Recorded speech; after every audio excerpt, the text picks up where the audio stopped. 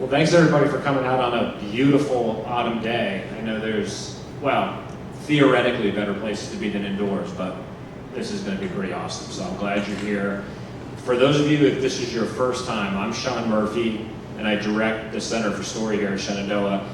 Real quick, Center for Story, I see faces like, well, what's that? Where is that on campus? It's right now a virtual space. The goal is to create programming like this, do a lot more of it, and have a very interdisciplinary endeavor where we're having events as often as possible to interrogate what story means, what narrative means, not just in the written arts, but really in any profession and any academic discipline.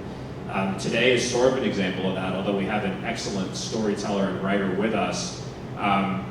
These events are designed to be informal, so we definitely bake in Q&A, but as we go along, don't feel like you have to wait till the end. If something comes up or you have a question or comment, just shoot your hand up and I'll make sure that you get heard. Today we have the excellent honor of being joined by one of my favorite contemporary writers, Matt Davis. Let me read you his bio, and you can see for yourself why I'm so excited.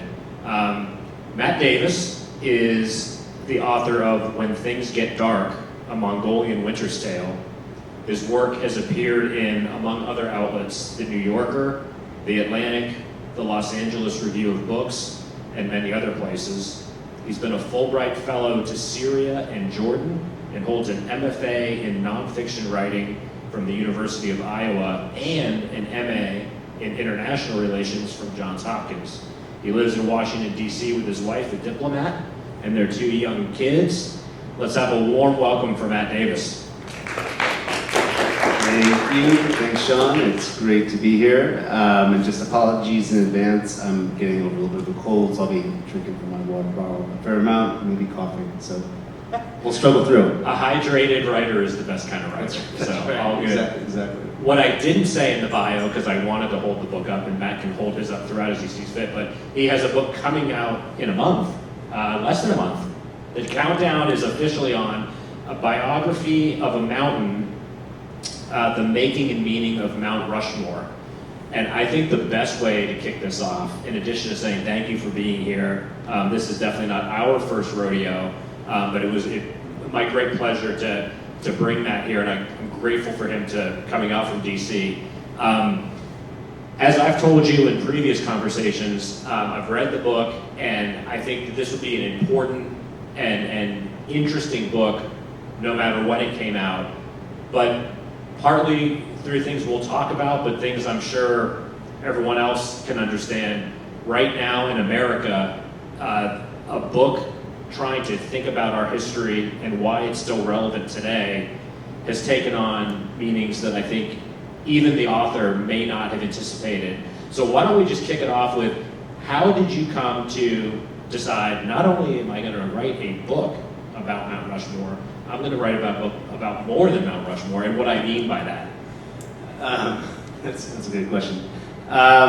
So 2020, the summer of 2020, you all remember how sort of odd, fraught, strange, difficult, new, challenging that summer was. COVID was just a few months old. As a country, we were experiencing the Black Lives Matter protests. We were sort of thinking a little bit about American history, the monuments, the memorials that are built or were built to memorialize certain figures and histories. And I had just had my second child. My younger son, Henry, was born June 3rd, 2020. My older son, Aiden, was born a few years before that. And so my young family, we were pretty much just hanging out at our house in DC, trying not to get COVID, trying to keep our family safe. And on July 3rd, 2020, Donald Trump, who was then president, spoke at Mount Rushmore. And it was to celebrate Independence Day, but it was also to celebrate the first time fireworks were lit off at Rushmore in over a dozen years. But he had a reason to be there as well. And he gave a speech that night that offered a pretty narrow interpretation of American history and the memorials and monuments that are built to commemorate it. And I didn't see it live. I was too busy with my kids and my family. But when I read about it, and I read about the protests that were at the base of Mount Rushmore to welcome him there, to protest his visit there, I began to sort of wonder why he decided to give that kind of speech there at Mount Rushmore. So I kind of just did a deep dive into how the memorial came to be in the Black Hills of South Dakota. Are any of you from South Dakota? Have any of you been to South Dakota? You have? I've been to Mount Rushmore. Been to Mount Rushmore? Yeah, so I mean, it's kind of in the middle of nowhere, right? In terms of easy access to get to from other parts of the United States. It's sort of in the middle of the country.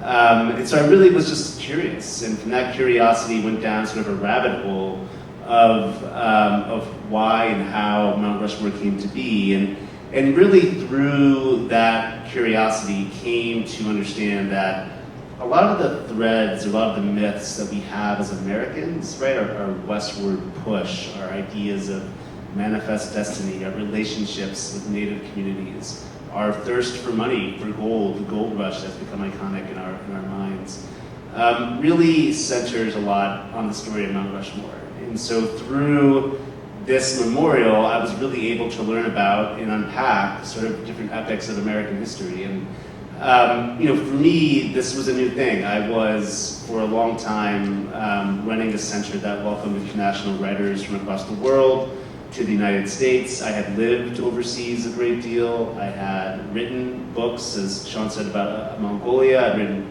long-form pieces about the Middle East.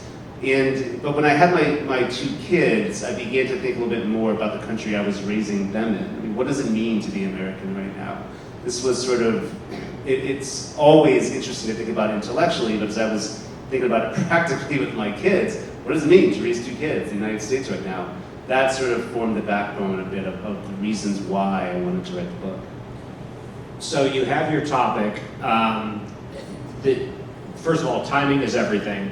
Writing a book when a book comes out, but having just celebrated or acknowledged Columbus Day, which again, in and of itself has become, for a variety of understandable reasons, very complicated, very controversial naming for a holiday. What that brings to mind, and one of the reasons why this book is so relevant and pertinent as a standalone piece of research, but also as a gateway to discovery and conversation about America, is we talk about, say, Columbus Day, which I feel obliged to do, the quotes, but the notion that we're talking about how America was discovered and how the West expanded to America. But a book like this, and we can talk a little bit about this, rightly acknowledges what's being fought right now in the public discourse, which is America existed long before Columbus got here and people lived here. I think being on the East Coast, or depending on what movies we've seen, it's a little bit easier to see that as a page in a history book. Like, there were indigenous people here. But your research brought you into an area where it's impossible to ignore a very long, and I have to say the word again, complex history of human beings. Talk a little bit about how that both helps focus, but also really expand the whole notion of what is America? Easy question. I'm not going to answer that in terms of what I would, because I think it's very different for everybody. But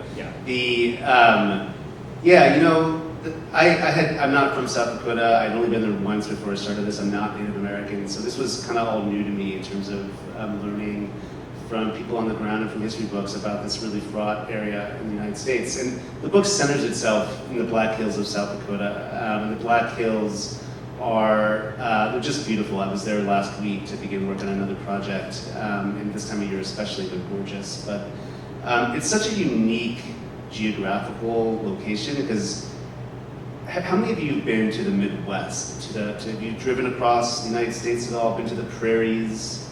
No?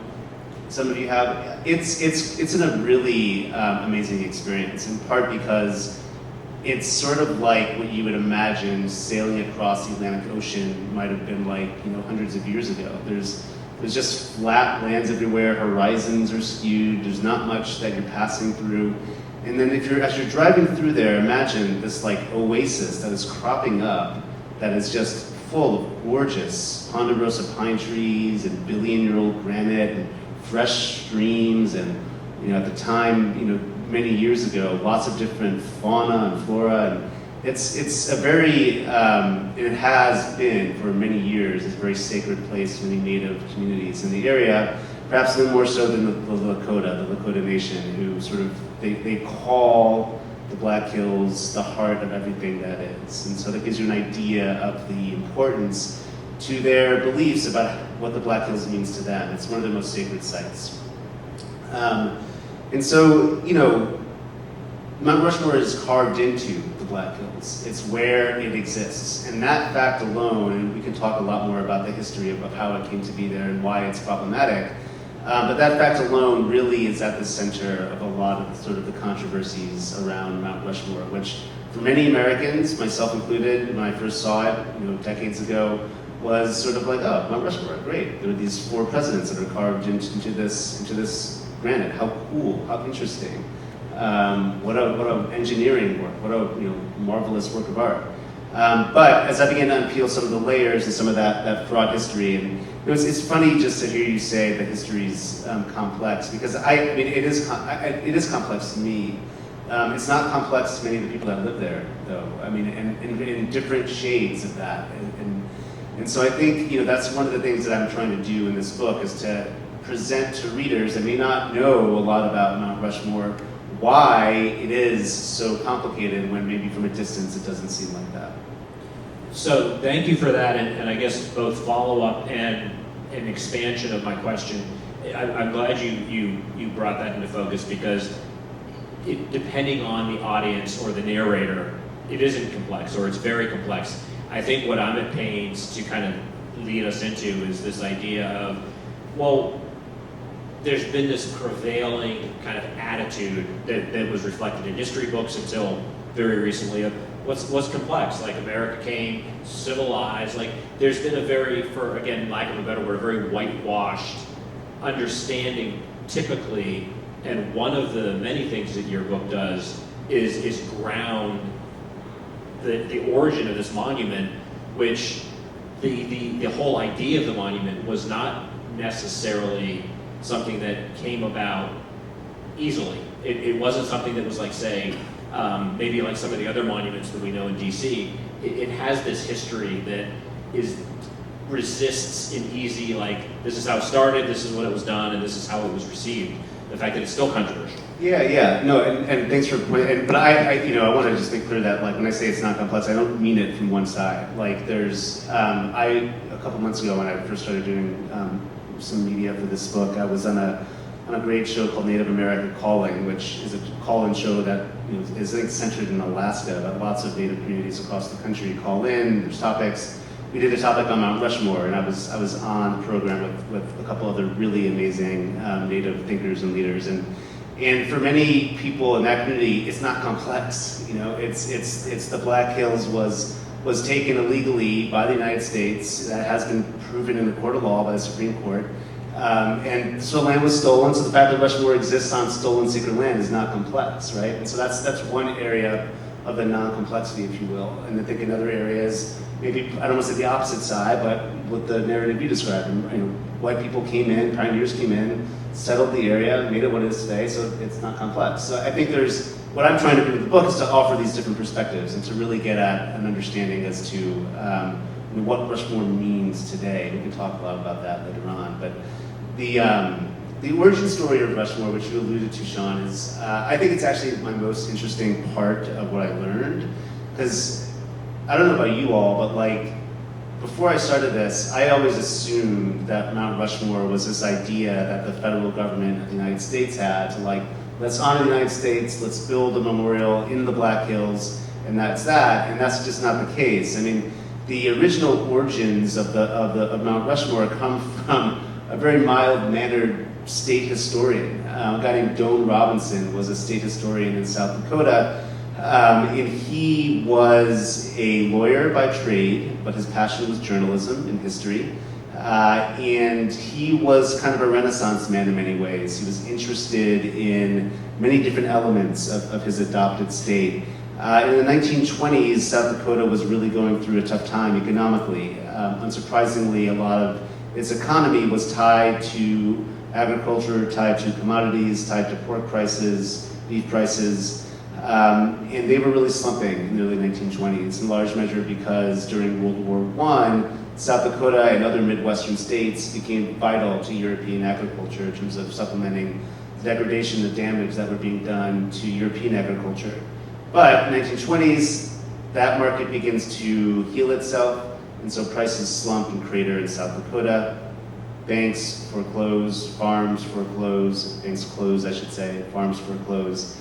And what Joan Robinson begins to think about is, well, how can we diversify South Dakota's economy so it's not reliant on the vicissitudes of agriculture? And so he has this idea, and he announces it to the public in early 1924. He says, you know what we should do? We should build sculptures into the Black Hills. You know, sculptures maybe of characters of the American West. Red Cloud, the great Lakota leader. Custer, Lewis and Clark, Sacagawea. Let's literally carve them into the pinnacles of the Black Hills and attract all these new car tourists that are driving from the Black Hills to Yellowstone National Park, that are driving over this region on these new highways that are being created. So that's the idea he has, and people kind of ridicule him for it a little bit, like why would you carve into these beautiful mountains? But he's persistent, and he tries to find someone that can carry out his vision. And the first person he approaches turns him down, and the second person he approaches happens to be a sculptor named Gutzon Borglum, who is a major American artist in that time of in U.S. history. And Borglum's working, and we'll get to this later on, I'm sure. He's working at that moment in Atlanta, Georgia, at the Stone Mountain Confederate Memorial just outside of Atlanta, okay? So he is literally carving into Stone Mountain an homage to Confederate leaders and to the Confederacy. And so Joan Robinson, the state historian of South Dakota, writes Borglum and says, listen, you have a lot of expertise in carving into granite. Here's this idea I have. Do you want to come check us out and see if you want to do it in South Dakota too? And Gutzon Borglum says, yes, I do. So he goes to South Dakota, looks over the Black Hills, thinks about Joan Robinson's idea, and he says, I love where you want to put this. I don't think your idea is really that great. We're going to build a memorial to presidents that represent the United States, that represent American empire, and we're going to put it right here in the Black Hills. And from that moment, Joan Robinson kind of exits stage left, although he becomes important in terms of getting the actual funding for the memorial, getting support for the memorial, but in comes this larger-than-life personality in the form of Gutzon Borglum, who completely reshapes the idea of Mount Rushmore, which isn't called Mount Rushmore at the time, and completely reshapes the idea of what this memorial will actually mean. So that's great. That I think that's a good teaser for all of you that will read this book. We can circle back and forth. I think that the key question, especially it might get some Q&A flowing, is this idea of whether we're talking about history period or any monument.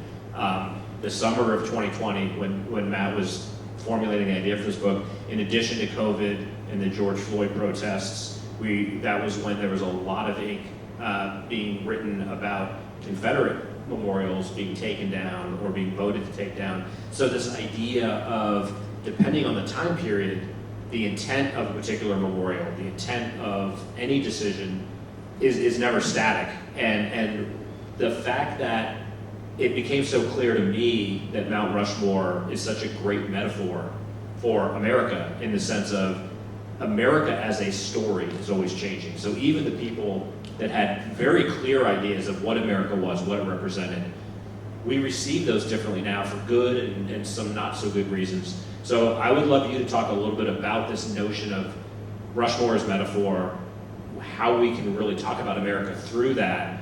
But also, I think it's important to underscore all this conversation. I feel like 5, certainly 10 years ago, any book like this would come out and would just be received as a welcome addition to our general knowledge of time and place. But the fact that there's this political current now that's actively seeking to silence interrogation and discussion, this book comes into the world it's more than just a deeply researched, valuable tool. It really is an opportunity to reclaim some narrative that there are very powerful voices looking to silence. So I think that warrants attention.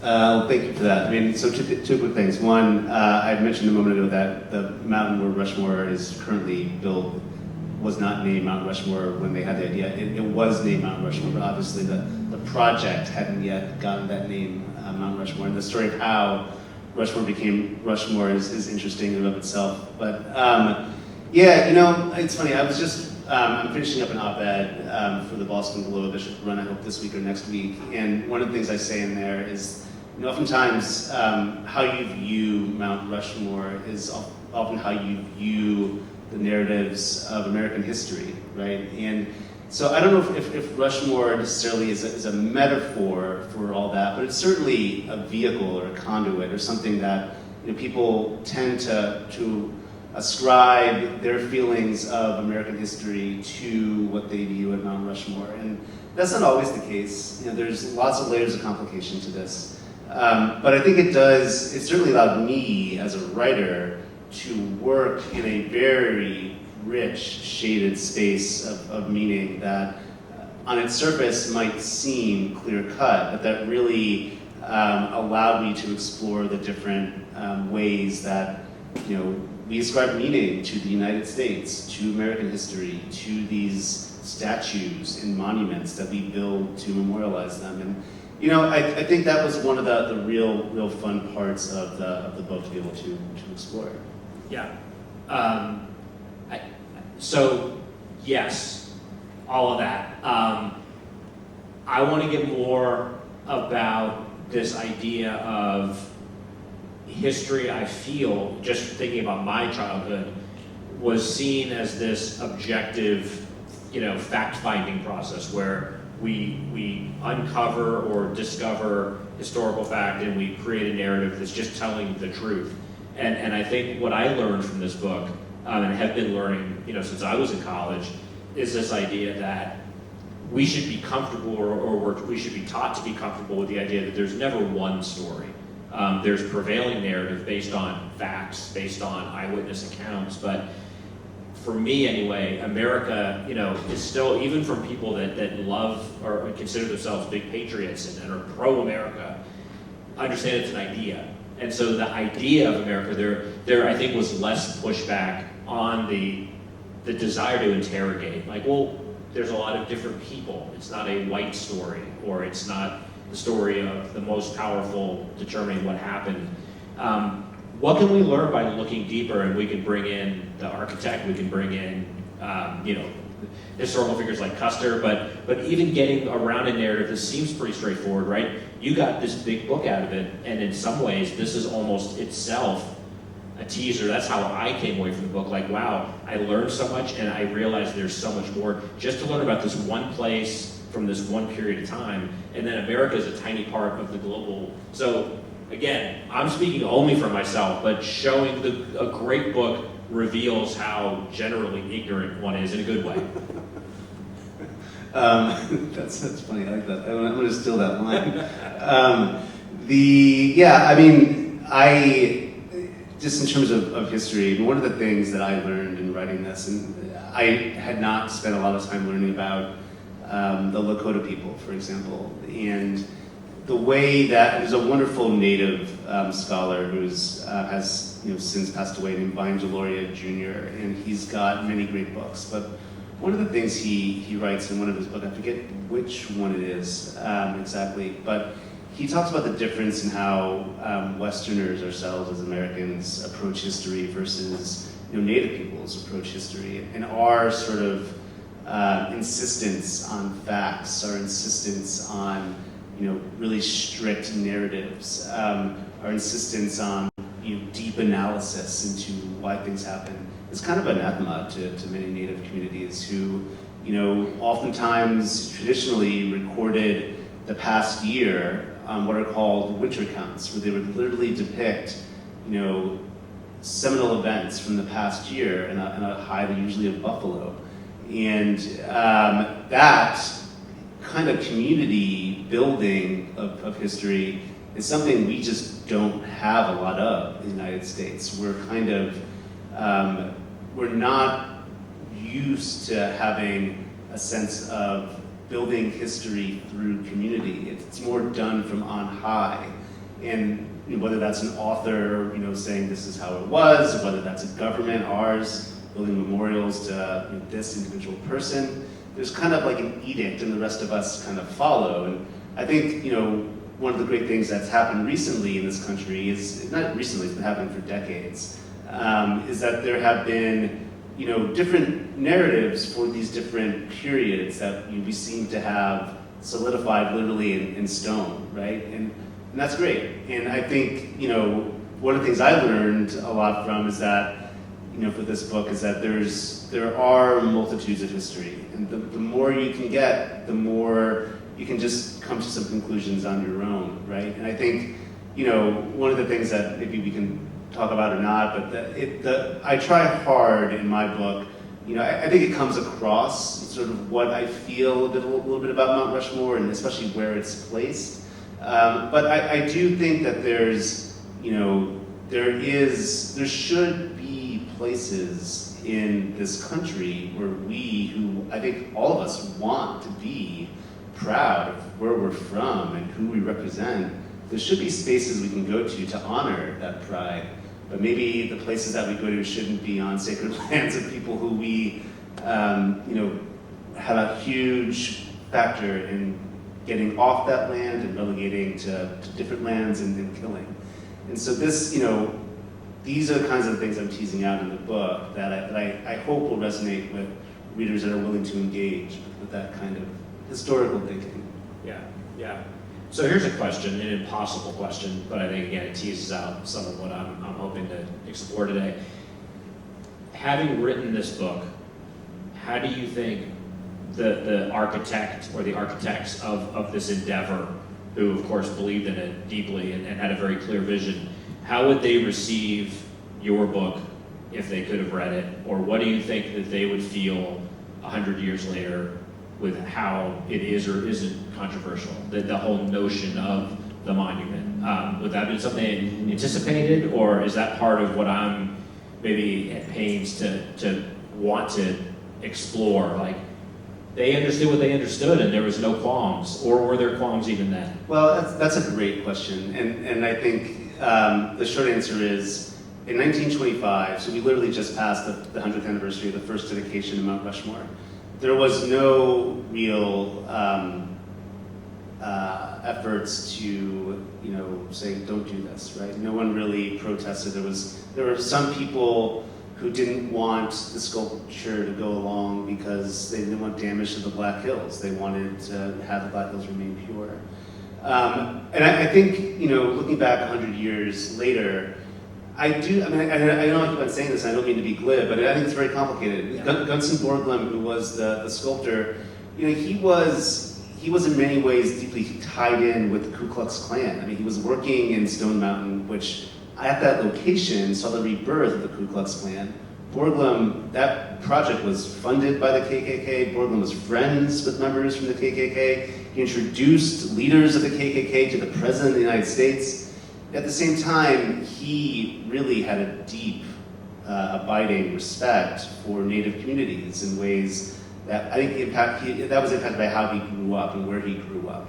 But when he started to work on Mount Rushmore in the 1930s, he was one of the few white Americans who actually worked to help Pine Ridge Reservation and other Native communities that were really suffering through the Great Depression. So he was a complicated individual, and I do think he would, in some ways, understand the complications we're teasing out, but he was also, he was very firmly, pro-United States in the sense that he thought it was the apotheosis of Western civilization. He thought political democracy was, the apotheosis of a political system. He was virulently anti-immigrant. He was anti-Semitic. He was someone who, I think in many ways, would fit into the mold of sort of a MAGA American. So from that sense, I think he would be very proud to have, Mount Rushmore be sort of what's becoming a little bit of a totemic symbol for MAGA America.